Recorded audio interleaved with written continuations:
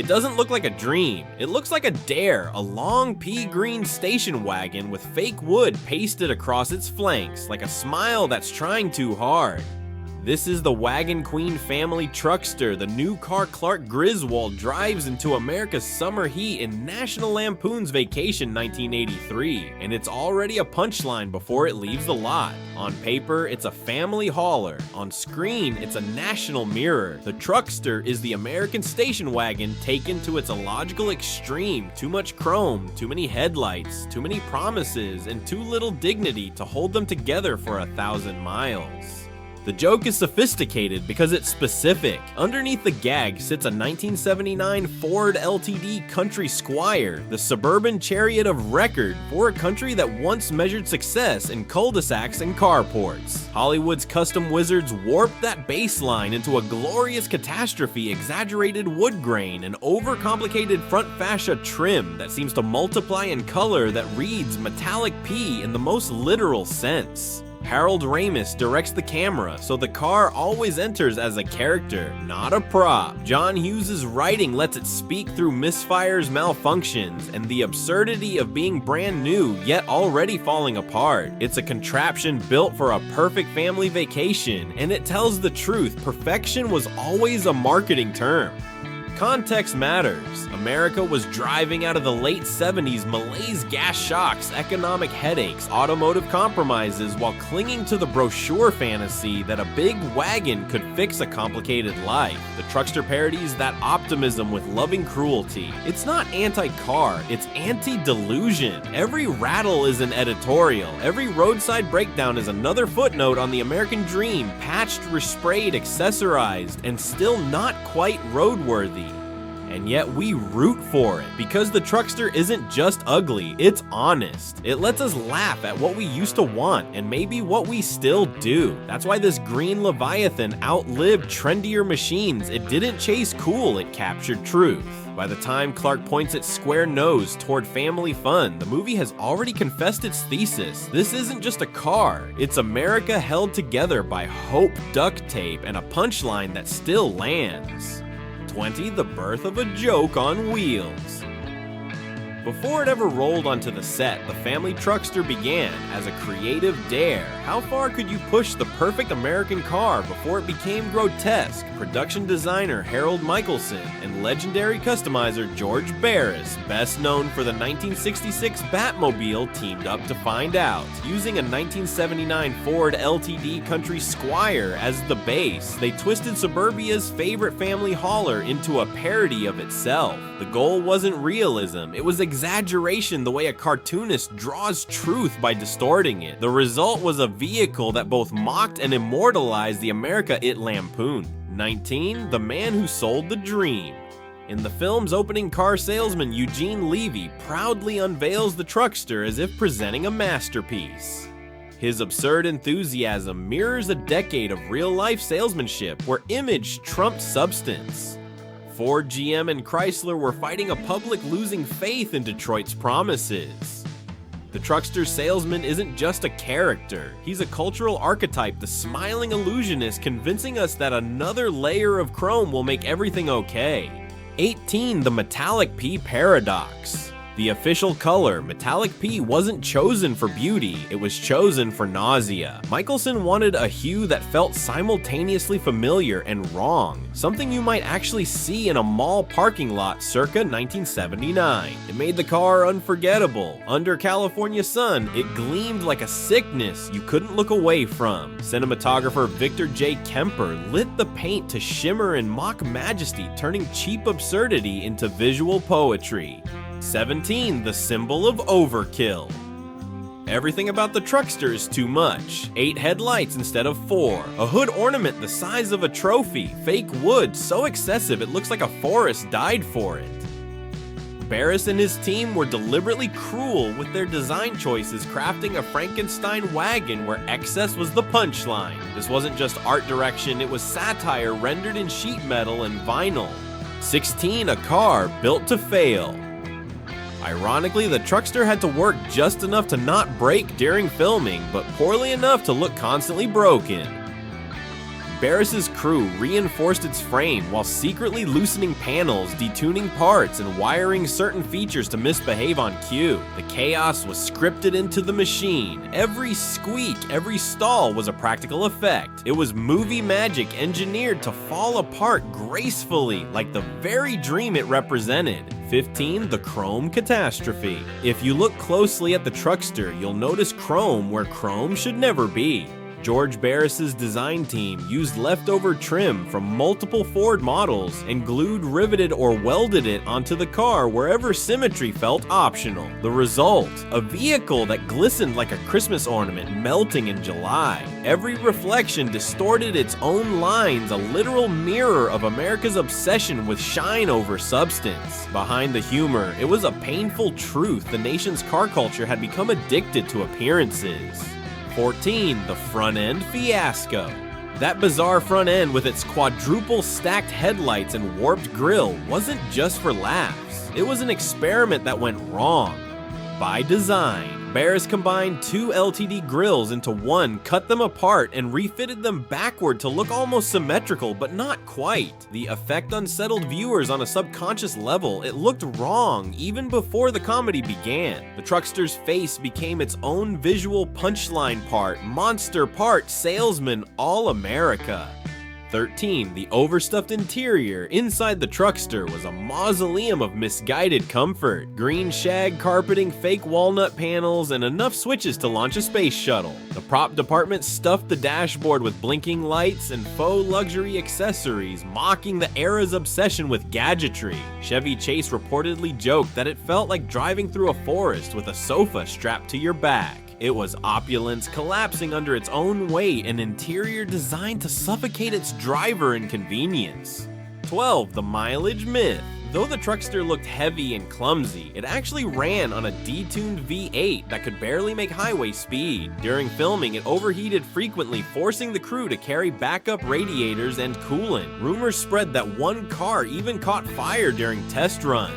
It was a mechanical embodiment of the American auto crisis, big, loud, inefficient, and perpetually thirsty. The truckster didn't just parody poor design, it performed it. 11. The accident that made the legend. During one take in the desert, the truckster hit a hidden bump and nearly rolled. The crew panicked, but Chevy Chase kept acting, turning the near disaster into an authentic scene of frustration. Ramos loved it so much that he left the footage in. It captured what the truckster truly represented: persistence through absurdity. Even when the machine failed, it gave the film its most honest moments, chaos that somehow kept moving forward. 10. The Barris Backup Fleet. Few fans know that National Lampoon's Vacation didn't rely on just one truckster. George Barris built 5 identical units, each modified for different shooting conditions. One had reinforced suspension for desert sequences, another was rigged for smoke effects and overheating gags, and a third was a hero car reserved for close-ups. The remaining 2 were stripped-down shells for crash or stunt shots. Ironically, by the end of filming, none of them were in full working order. Each had become a physical echo of the movie's central metaphor, a dream falling apart no matter how many times you rebuild it. 9. The Forgotten Studio Lot Survivor. After production, most trucksters were scrapped or cannibalized for parts, but one somehow survived on the Warner Brothers lot. For years it sat abandoned near a sound stage, its paint fading to a dull greenish gray. Studio employees occasionally moved it for tours, unaware that it was a piece of cinematic history rusting in plain sight. When Vacation achieved cult status, that forgotten prop suddenly became a relic. Collectors searched for it obsessively, proving that irony has a long memory. People now worshipped what the movie had mocked. 8. Chevy Chase's driving curse. Chevy Chase developed a superstition about the truckster during filming. Crew members joked that it didn't want to be driven straight. On multiple takes, the steering alignment inexplicably shifted, pulling left, even on level ground. Mechanics could never explain it. Chase claimed the car had a mind of its own, and Ramos turned that quirk into comedy, letting the actor wrestle visibly with the steering wheel on camera. What looked like slapstick was often genuine panic. That unpredictability gave the truckster its chaotic soul. 7. A real dealer's disguise. To film the infamous sales scene production used an actual California dealership, Gerald's Ford of San Fernando Valley. The lot's real cars were hidden behind fake truckster posters, and the crew used authentic sales paperwork as props. For a few hours, customers driving by thought a new Wagon Queen model had actually launched. Ford's legal department wasn't amused. They reportedly called the studio, demanding that all Ford logos be obscured before the movie's release. Satire had accidentally become free advertising for the wrong reasons. 6. The Lost Hood Ornament. The truckster's iconic hood ornament, a circular Wagon Queen emblem topped with a crown, was stolen after filming Wrapped. No one knows by whom. Some say a crew member kept it as a trophy. Others claim it resurfaced at a memorabilia auction decades later, but vanished again. That missing piece adds to the legend. Like the car itself, the ornament became a metaphor for misplaced Pride America, chasing status symbols that keep disappearing. It's strange how a car built to be a joke outlasted the cars it mocked. What began as parody had mutated into nostalgia. Somewhere between laughter and memory, the truckster stopped being funny and started being true. 5. The Rebirth in 2015. Over 3 decades after Vacation hit theaters, Warner Brothers revived the series in 2015, and with it, the Truckster. A full-scale replica was commissioned, painstakingly recreated using archive blueprints from George Barris's original shop. This time, the metallic pea paint was mixed digitally to match the exact sickly shade from 1983. The recreation was both tribute and resurrection, a joke brought back to life, because it had become too beloved to bury. Modern audiences didn't laugh at the design anymore. They cheered it. What once mocked American taste now represented a collective nostalgia for it. 4. The collector's obsession. The truckster's cult grew quietly in garages across the US. Custom car builders began constructing replicas for fun, then for profit. At least 10 verified recreations exist today, some exact, others lovingly exaggerated. One builder even registered his truckster with real DMV plates, reading Griswold 1. These aren't parodies anymore.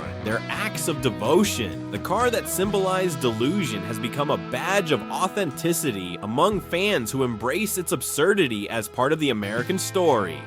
3. Pop culture resurrection. The truckster has rolled through music videos, Super Bowl commercials, and late-night talk shows. It appeared in a Ford advertisement ironically celebrating the brand's family tradition. Even Chevy Chase himself revisited it for reunion specials, smiling beside the monster that once tormented him. Each appearance rekindled the same uneasy laughter, a recognition that we're still living inside the same joke. We still chase perfection, still buy what gleams, still drive toward destinations that never quite deliver what we imagine. To the road beyond fiction today. One of the surviving original trucksters tours car conventions, drawing crowds that once would have ridiculed it. People take selfies with it, families pose beside it, and fathers tell their kids, that's the car from the movie where everything went wrong. But what they're really celebrating is resilience, the kind that turns failure into folklore. The truckster didn't earn its legacy through beauty or performance. It earned it through truth. It's proof that sometimes the ugliest machines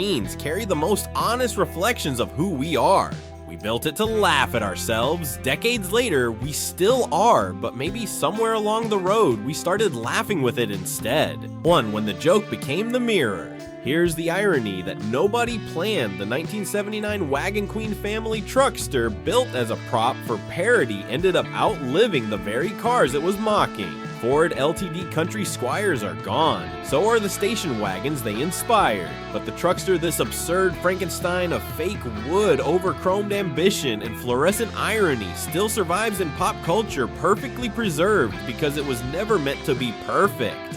What began as a visual punchline has transformed into something oddly profound. Every detail from its mismatched headlights to its over-decorated tailgate tells a story about America's strange relationship with itself. We love the image of progress more than progress itself. We patch, repaint, and rebrand until it looks right, even when it drives wrong. The truckster was designed to make us laugh at that contradiction, but with time, it became an accidental museum piece, proof that self-deprecation can be timeless when it's honest. The big reveal isn't about what the truckster was, it's about what it revealed in us. In 1983, audiences laughed at Clark Griswold's delusional optimism. Today, we recognize him. We've all been behind that wheel, driving something that's supposed to hold our lives together while it falls apart in our hands. The truckster endures because it speaks a universal language, disappointment wrapped in hope, failure painted in metallic P. And perhaps that's why George Barris's creation transcended comedy to become legend. It's not fast, it's not beautiful, it's not heroic, but it's real. Beneath the absurdity, it captures the quiet heartbreak of the American middle class, trying to hold on to joy in a world that keeps overheating. The truckster didn't just carry a fictional family across the country, it carried a nation's reflection across generations. Because sometimes the greatest icons aren't built from triumph, they're built from truth. And a laugh that still echoes when the engine dies. There's something poetic about the way the Wagon Queen Family Truckster ends its story, not in a museum, not behind velvet ropes, but still out there rattling through pop culture like a ghost that refuses to be forgotten. It was never meant to inspire awe, it was meant to expose it. And yet here we are 4 decades later, admiring the very absurdity it once mocked. The truckster wasn't fast, it wasn't elegant, it wasn't even reliable, but it was honest. It spoke the truth in a language Americans understood best through chrome chaos and comedy. Every dent became a metaphor, every malfunction, a reminder that sometimes our dreams are duct taped together, and that's okay. Because in the end, the truckster didn't just survive the movie, it outlived the myth of perfection that built it. Its legacy lives in replicas, memes, and family road trips that still break down somewhere between expectation and reality. People laugh, take photos, share quotes, not because the car is cool, but because it's familiar. It's us, the imperfections, the stubborn optimism, the refusal to quit, all trapped in a pea green time capsule rolling through cinematic history. And that's the beauty of Cars Behind the Screen, discovering that beneath the fiberglass and exhaust fumes, there's a heartbeat, messy, funny human. The 1979 Family Truckster was never meant to last, but maybe that's why it did. Because sometimes what begins as a joke ends up telling the most enduring truth of all.